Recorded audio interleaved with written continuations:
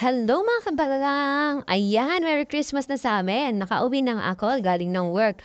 At hindi muna tayo makapagpahinga kasi lalabas muna tayo. May pupuntahan tayo. Samahan niyo ko.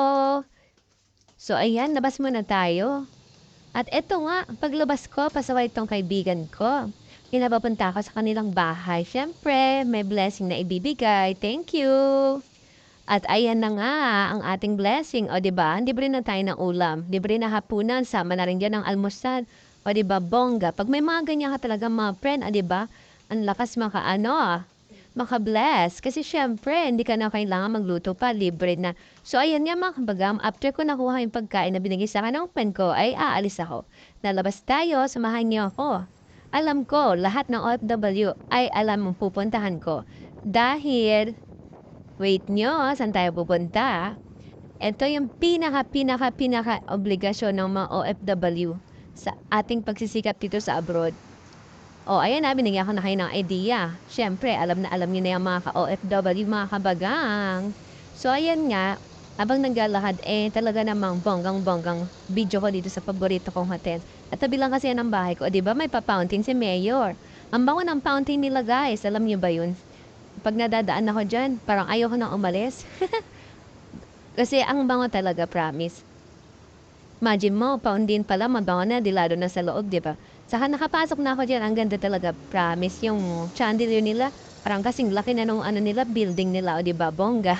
So, ayan nga, okay, tama naman hanggang labas, Merry Christmas na, o di ba, may mga papatikot-titap silang mga Christmas light. So, ayan mga kabagang, medyo malamig-lamig na ngayon.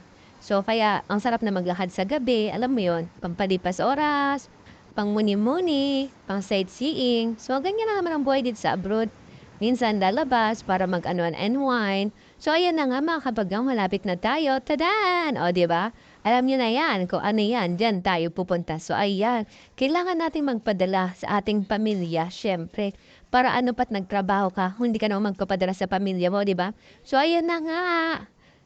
Bukas, nandiyan na yan sa aking pamilya.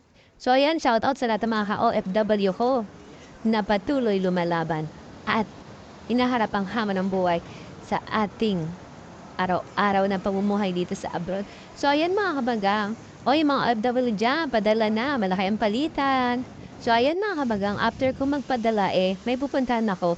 Punta muna ako dito sa market kasi bibili lang ako ng aking cotton buds. Yun. Importante ka sa akin yun kasi pinapang linis ko syempre ng aking tenga at ginagamit ko sa aking pangimit. Kita niyo naman, ang ganda ang laki ng sabon. Grabe, yun yung gusto kong bilhin. So, ayan na nga, nakabili tayo. So, ano pa nga bang gagawin ko? Syempre, uwi na tayo mga kambaga kasi wala naman tayo ibang pupuntahan. Di tayo pwedeng maggastos-gastos kasi wala na igagastos, napadala na. So, ayan. Pero kahit pa paano, masaya pa rin kasi kahit walang matira sa'yo, at least, mapapasaya mo ang iyong pamilya sa Pinas.